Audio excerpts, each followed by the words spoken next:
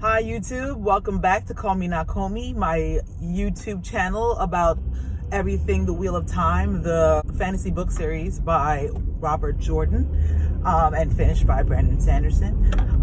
If you have not subscribed yet, please subscribe. I would love that you guys can see if I basically drop any new stuff. I thank you for coming back to my channel. I know it's been a while since I dropped anything basically, but you know, life happens during this quarantine and a lot of other things basically take precedent rather than, you know, just dropping dropping videos. But I wanted to make a video today about the new video that Matt from the Dusty Wheel, one of my favorite shows, and Daniel Greene, which is basically one of the biggest, if not the biggest, fantasy series, you know, YouTubers basically out there.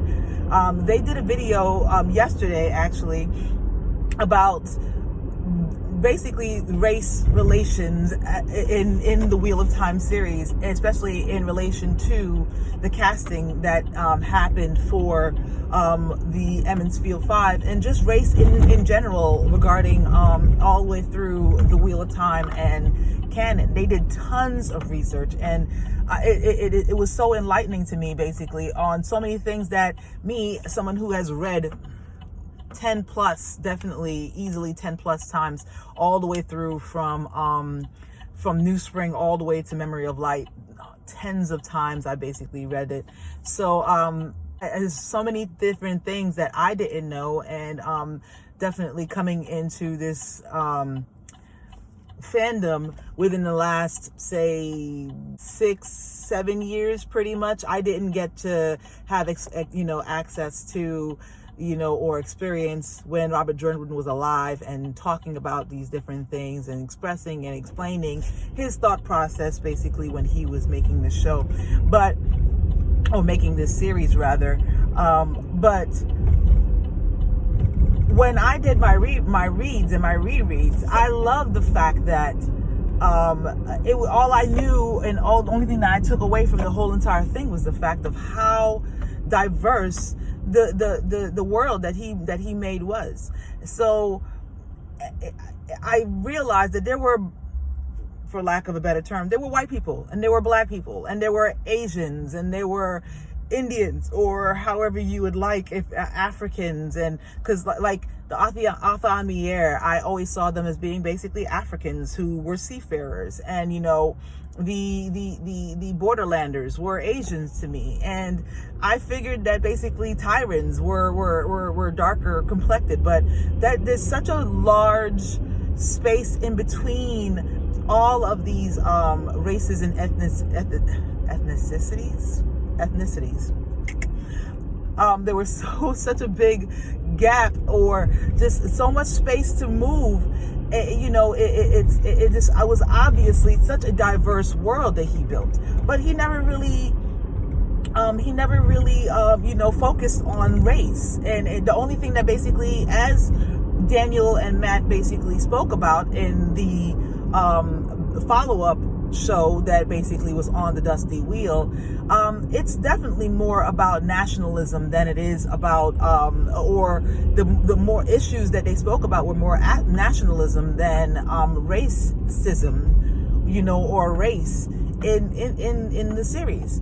So I was very enlightened by a lot of the research they did. The show that basically there were so many different races that were there, and there's no way to basically specifically say, oh, this area, people that live in this area look exactly this way. Being a person who is African American by birth, Jamaican by bloodlines, and with a little bit of Caucasian people in my family or in my lineage, basically, I know that we can look so different, and just in the same family. My father is darker, like me, my complexion, than his sisters, and his sisters are lighter, and it's so interesting because you know, people hold on to this so much, but it's really it's just their own specific biases or their own specific ideas and ideals of what a person is supposed to look like. And I love the fact that Robert Jordan never held on to that as though that was something that we had to truly consider, or else we completely missed the mark on understanding his his series.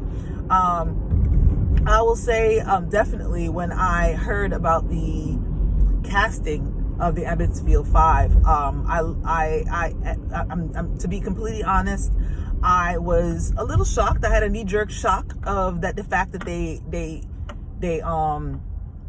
casted 3 of the Emond 5 to be people of color.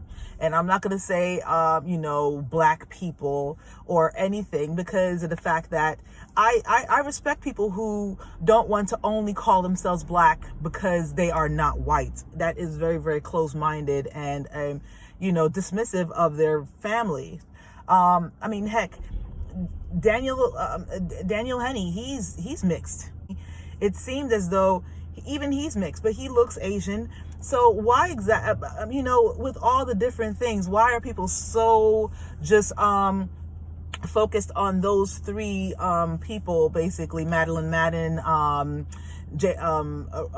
Marcus Rutter, and Zoe Robbins?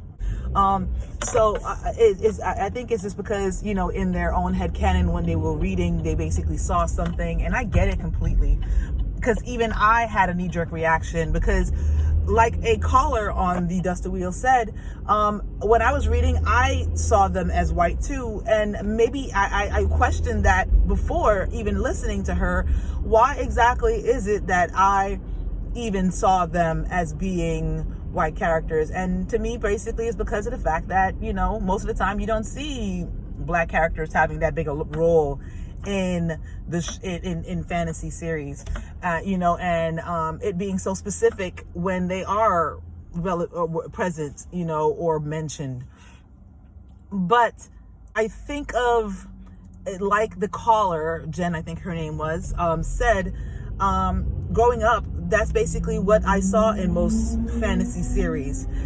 And it wasn't until I started reading more books, and there were books by basically African-American writers, that I actually really began to be more of a reader myself, because they basically wrote characters which were, African-American characters. And it gave me, I guess a base point to say that, yeah, we can be in these worlds, And my favorite author of all time, I love Robert Jordan, but my favorite author of all time, Octavia Butler, she wrote sci-fi, and her main characters were African-American women. And so you can have African-American people in this, in the sci-fi world. But at the same time, I love the fact that Robert Jordan never really made it that you had to be one thing or another thing. He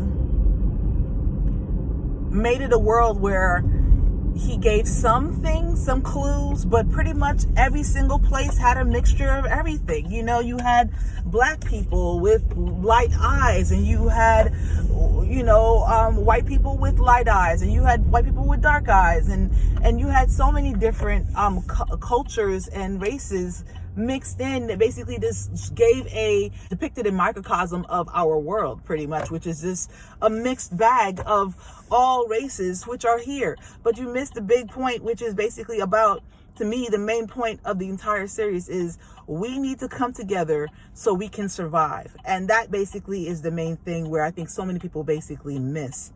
And so another thing that basically came to my mind when the casting was released of the Emond 5 was, unfortunately, I had a knee-jerk reaction of, wow, they're mixed people, or they're black people, or however you want to basically refer to them. But my second reaction was, oh my goodness, I hope that they are not going to I hope the fandom at large is not going to turn away from the Wheel of Time because of that. It didn't make a difference to me personally because I love the show regardless of what, and I could understand basically the casting because yes, at large, they aren't specifically any type of race that's defined. But at the same time, I thought a lot of people are not going to be as open-minded as myself. And unfortunately, that was proven to be true. I remember when that first happened, I, on the Facebook group that I take part in sometimes, just basically dropping messages and questions and just thoughts, basically. I dropped a message on there basically saying that I had no problem with the casting, and even though yes, you might say, oh, I'm biased because I'm, black, but at the same time, I was sure that what the main thing that the showrunners were trying to do was get good actors. I mean, that basically was to me what the most thing that I hoped for was the fact that these characters were good actors rather than, oh, they look like what they're supposed to look like. I mean, who cares? What they really look like. I mean, I get it. That's what you saw. And if you basically were looking at the illustrations on the front of the books, that's what you thought. But Robert Jordan didn't draw those illustrations. Someone else does. And I've seen so many book illustrations that basically just look nowhere like even what the characters were supposed to look like. And as you can basically go through the Wheel of Time series and look at all the illustrations, they don't look like what they look like from book to book. The illustrations change from book to book. So I'm glad that basically, these showrunners of the Wheel of Time series on Amazon, they decided to basically be brave and cast because of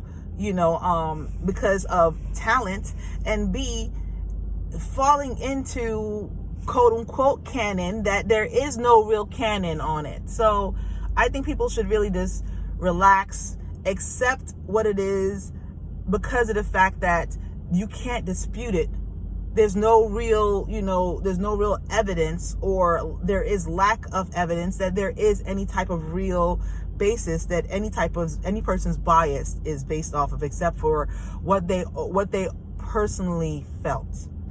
And I hope that when people basically really think about that, that is where it'll all come down to. And they'll realize that. And honestly, y'all all gonna be there. I know I'm gonna be there for every single episode, every single season. We'll be there and we'll enjoy every single moment and minute of it if they were basically green, the Blue Man Group.